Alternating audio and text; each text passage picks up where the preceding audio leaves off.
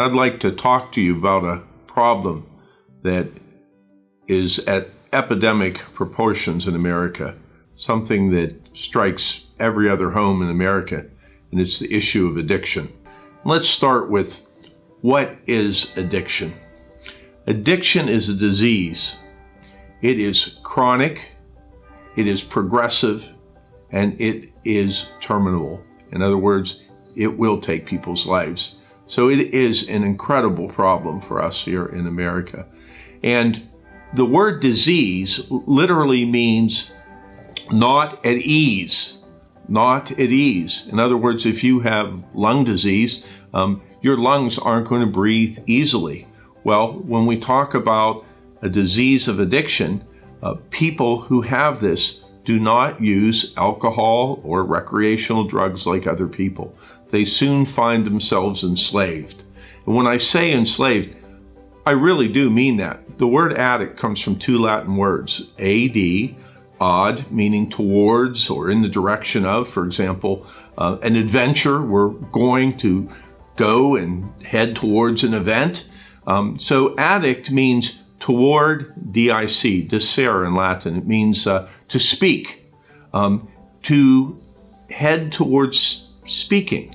Now, what does that have to do with addiction? Well, it's a Roman word that a slave in ancient Rome did not have any ability to speak in court. As a matter of fact, who would speak in court for them would be the master. And so when we're talking about addiction, we're talking about people who are slaves to alcohol and drugs. They're not in their right mind. They're not being moral because they literally, in my estimation, are possessed by, well, I think it's evil itself, but that's as a clergy, not as a medical person. It is a disease, however, because it does have symptoms. And I'd like to talk to you a little bit about what are the symptoms of this disease. The first symptom is denial. This is a disease that tells you don't have it. You say, well, I drink because, of my marriage, or, I use drugs recreationally because I need a little pick-me-up because I have a long, and hard and stressful job. Or, if you knew the things that I had to witness in my life or from my past, you too would use. So you're always looking at the problem that you have with alcohol and drugs as out there, not internally. And so that denial is the first symptom. So, if somebody's actually ask them, are you an alcoholic or a drug addict? They're going to say no. The only people that ever actually say, oh, I'm an alcoholic or I'm an addict is somebody who's actually in recovery. So the first symptom is that people don't even know they have it. They're using all kind of blame. They're looking at other people. They're wondering, what's going on with me? Well, it's my job. You get it. Well, let me tell you a little hint here. Denial. Don't even notice I am lying.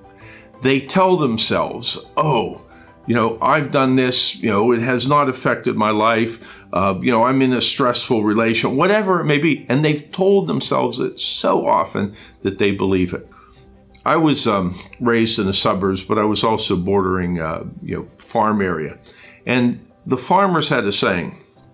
They would say, love is blind, but the neighbors ain't.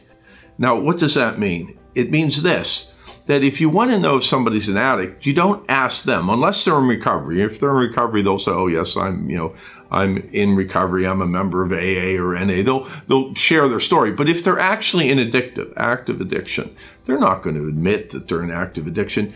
But you talk to their employer, you talk to their friends, you talk to the family.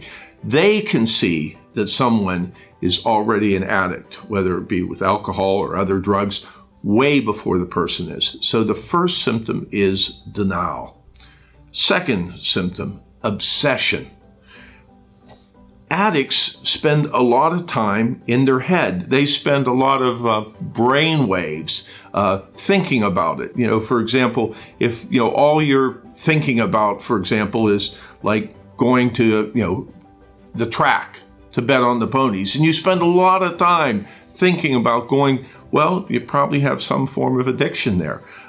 People who start wondering, like, I wonder if I could be an alcoholic or an addict, probably are. Most people don't ever spend time thinking whether they're an alcoholic and an addict. There's this obsession, there's this brain that is telling them that, like, without the alcohol or drugs, their life is going to have no meaning, that they're going to be in pain, whatever it may be.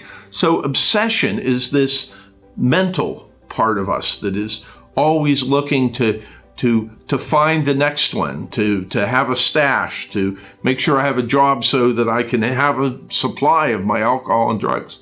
The third symptom is compulsion. Some of you may remember the old Lay's potato chip commercial. Nobody can eat just one. What happens when somebody takes that first drink or drug, it starts a phenomenon of craving. One is not enough. Could you imagine if when you drank water, you couldn't stop? Like when we drink water, we're thirsty. We have a glass or two. We're satisfied. But could you imagine that when we had that first glass of water, it actually caused a craving for more? Well, this is what happens with alcoholics and addicts. They have this phenomenon of craving. It's part of who they are physically. Scientists have been looking at this. What it's about is when they pick up the first one, it starts this phenomenon, like I said, of craving. And it's Lay's potato chip. Nobody can have one. So those are the symptoms that I know about with this disease of addiction. Denial, I don't think I have it. It's something else. Obsession, the person who's an addict or an alcoholic is using a lot of brainwave thinking about it. And finally, compulsion. And compulsion is nobody can take one.